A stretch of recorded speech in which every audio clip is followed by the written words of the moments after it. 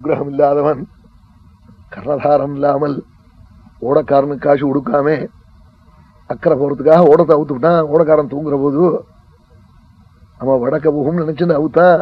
கழக்க போறது எங்க சமுத்திரத்துக்கு. அப்படிதான் ஆச்சாரிய அனுகிரகம் இல்லைன்னா அது ஒன்றும் பிரயோஜனப்படாது. யதானி கூடம் புருஷம் குயோகினா. உடனே பார்த்தாள் ராஜா இல்லாமனா தேசம் நன்னா இருக்காதேன்னு பிரகிருத்திய சம்மதம் வேனம்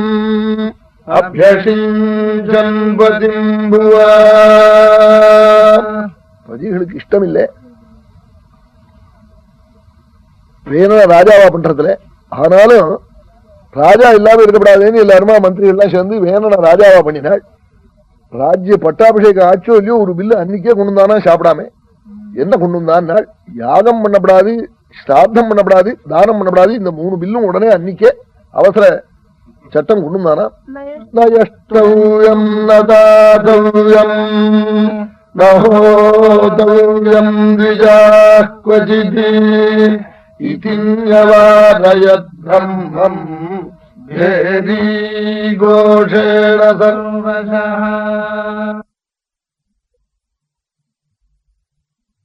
பேதி கோஷேன சர்வசா தமுக்கு போட சொன்னானா யாகம் பண்ணப்படாது, தானம் பண்ணப்படாது, ஸ்ராதம் பண்ணப்படாதுன்னு. ரிஷிகள்லாம் போய் சொல்லி சொல்லி பார்த்தா காக்கல. தேசம் கட்டு போச்சு, எல்லாம் பறக்குறது பிரஜைகள்லாம். ஒரு தூத்தல் மழை இல்லை. காட்டாக்க அதுக்கும் இதுக்கும் என்ன சம்பந்தம்ங்கிறானா. இப்படிலாம் பேசினார். மகர்ஷியெல்லாம் போய் சொல்லி பார்த்தாள். அவளை எதிர்த்து பேசினானா.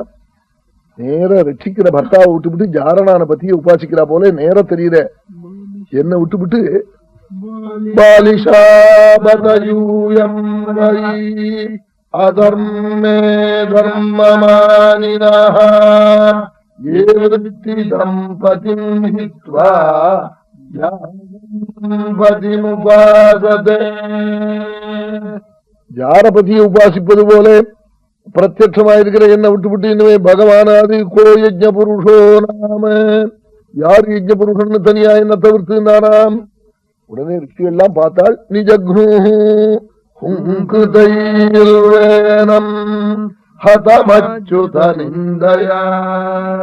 பண்ணினாளா. உடனே அப்படியே கீழே விழுந்துட்டானா. பகவானை நிந்திச்சு பாதி உயிர் முன்னாடியே போயிட்டான். மை வைத்தே நிகதா பூர்வமேவான்னு சுவாமி பண்ணி வச்சு மறுபடியும் அர்ஜுனனை நிமித்தமா வச்சா போல முன்னாடியே பகவான் நிந்தேனால பாதி ஜீவன் போயிடுத்து. சாதுக்கள் ஹுங்காரம் பண்ணினா பொட்டுன்னு கீழே விழுந்தான். ஜீவன் போயிடுது. உடனே சுனீச என்ன பண்ணினாள்? அங்கனுடைய பத்னி, அதாவது வேலனுடைய தாயார், வித்யா யோகேன சோச்சதி.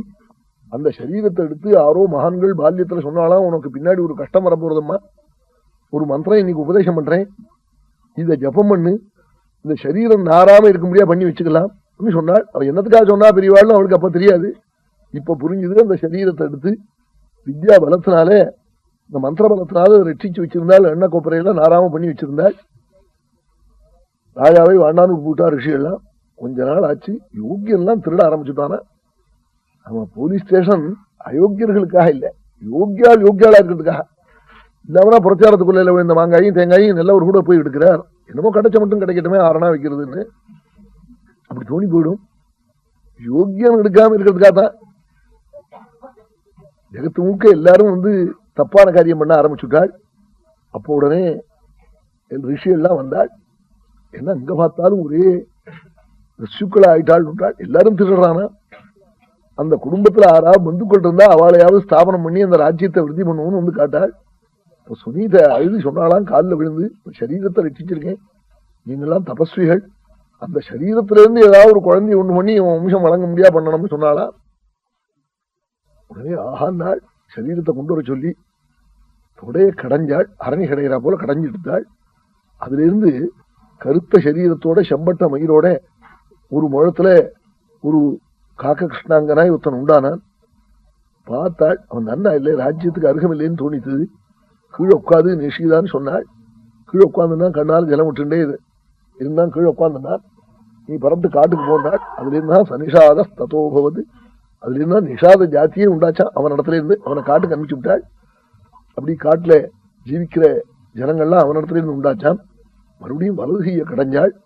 சாட்சாத்து நாராயணனுடைய அம்சமும் மகாலட்சுமியினுடைய அம்சமுமான தம்பதிகளாய் பிருதுவும் அர்ச்சிஸும் உண்டானாள் வலது கையில் என்னும்.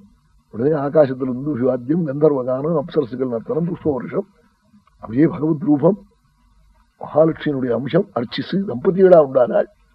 உண்டாய் பூமியில எது போட்டாலும் முளைக்காம போய் மறுபடியும் பூமியில்லா சரியாக ஆக்கி பிருது, அந்த பிருது இந்த உலகத்தை சரியாக்கினாலும் பிருத்வின்னு பேர் வந்தது.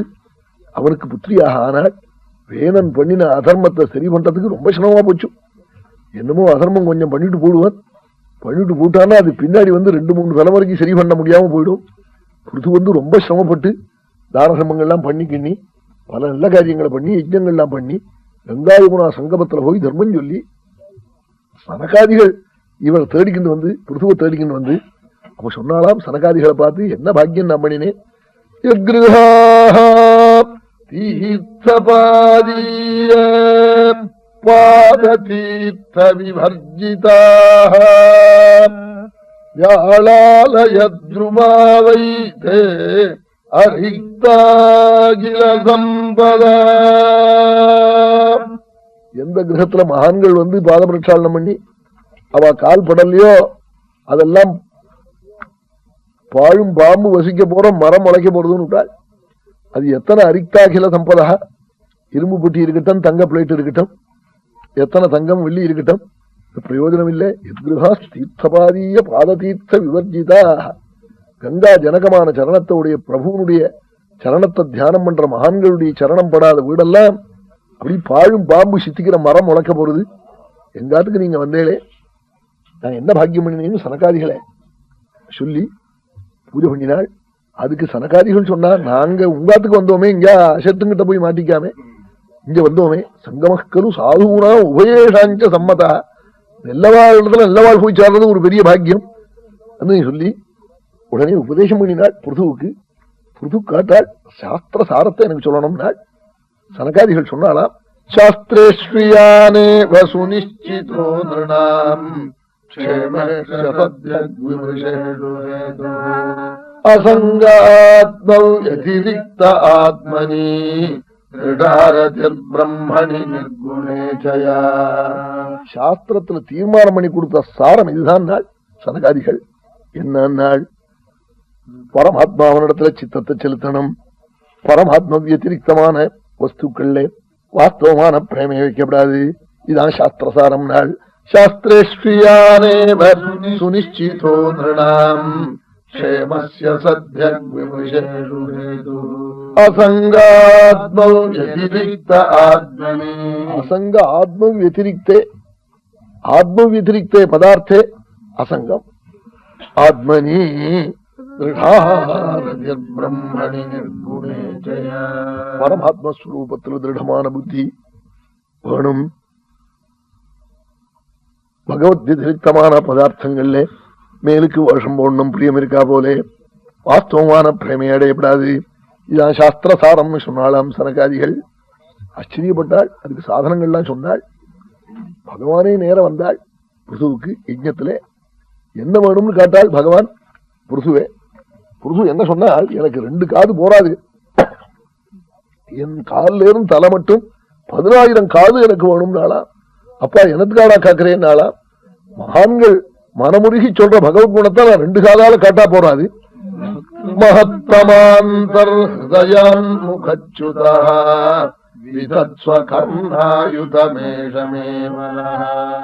மகான்களுடைய ஹிருதயம் உருகி பகவத் குணம் அப்படி வெளியில திரும்பி வருதே, அதை 2 காதால காட்டா போறாது. மகத்தமாந்தர் ஹிருதயான் முகச்சுதா 10,000 காது வேணும் நாளாம். பகவத் கலா சிரவணத்துக்கு ஈடான சாதனம் இல்லையா, ரொம்ப சிறந்த சாதனமா. எல்லா சாதனங்களுக்குள்ள உயர்ந்த சாதனம்னு நாளைக்கு சொல்ல போறாள் பிரகாஷ சரித்திரத்துல.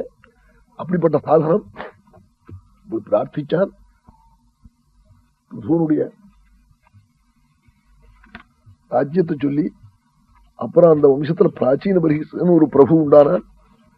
அவனுடைய கதையை சொல்லி அவன் காமியமான கர்மா பண்ணி ஜகத்து முழுக்க கிழக்கு நுனியா தர்ப்பத்தை போட்டு பத்னி வேணும்னா ஒரு யாகம், பூமி வேணும்னா ஒரு யாகம், இந்த பில் வரப்படாதுன்னா ஒரு யாகம், இப்படி எல்லாம் பண்ணினான். என்ன ஆச்சு, ஒரே அடியா காமியமான பசுக்களை பண்ணி நாரதர் இவனுக்கு அனுகிரகம் பண்ணணும்னு சொல்லி தன் யோக மாயினாலே ஆகாசத்துல ஒரே அடியா இரும்பு கும்போட கூட அஜங்கள் வந்து தலையை நீட்டின்னு இருக்கா போல சொல்லி புரஞ்சனோபாக்கியானம்னு ஒரு ஒரு மரபொருளான ஒரு கதையை போய் சொன்னாள்.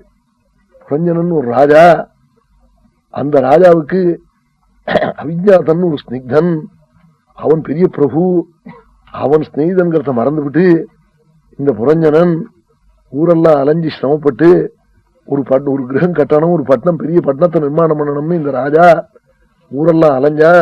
அவனுக்கு எங்க பார்த்தாலும் கட்டடம் கட்டிக்கிறதுக்கு இடம் பிடிக்கல. ஹிமூத் பார்ஸ்வத்துக்கு போனா அங்க 9 வாசப்படியோடு ஒரு அரமனையை பார்த்தான். அங்க ஒரு ஸ்திரீ ஒத்தி அங்கிருந்து வெளியில வந்தா. அவளுக்கு 5 தலை பாம்பு காவல், ஆயிரக்கணக்கான சர்ப்பங்கள் வேற சித்தி நிற்கிறது. அவளை போய் கல்யாணம் பண்ணிக்கிட்டா. அவளோட சேர்ந்து அந்த 9 வாசப்படி உள்ள வீட்டுல குடியிருந்தா. கொஞ்ச நாள் ஆச்சு, அந்த வீட்டுக்கு தீ பிடிச்சு கொடுத்து அப்புறம் உடனே பத்னி உள்ள ஆம்டுடாளேன்னு கத்தினா. மறுபடியும் இவன் ஸ்திரீ ஜென்மா அடைஞ்சான், அவன் புருஷன் ஆனாள். நீ இப்படி இல்லாம் ஒரு கதை ஒன்ன சொன்னால் ஒண்ணுமே புரியாம, எனக்கு ஒன்னும் புரியவே இல்லையேன்னா பிராச்சீன பரிகிச்சு. அப்பா, புரஞ்சனங்கிறவன் ஜீவாத்மா, அவிஜாத்தங்கிறவன் பரமாத்மா. இந்த ஜீவாத்மாக்கு ஆடு மாடு இந்த வீடுகள்லாம் பிடிக்கலையா, மனுஷ சரீரம் தான் பிடிச்சுதான். 9 வாசப்படி இருக்கான். அவன் மேல சப்தசீருஷன்யா பிராணான்னு கழுத்துக்கு மேல 7 வாசப்படி, 7 துவாரம், கீழே 2, எல்லாம் மலாதிகள் வரத்துக்காக வச்ச இது.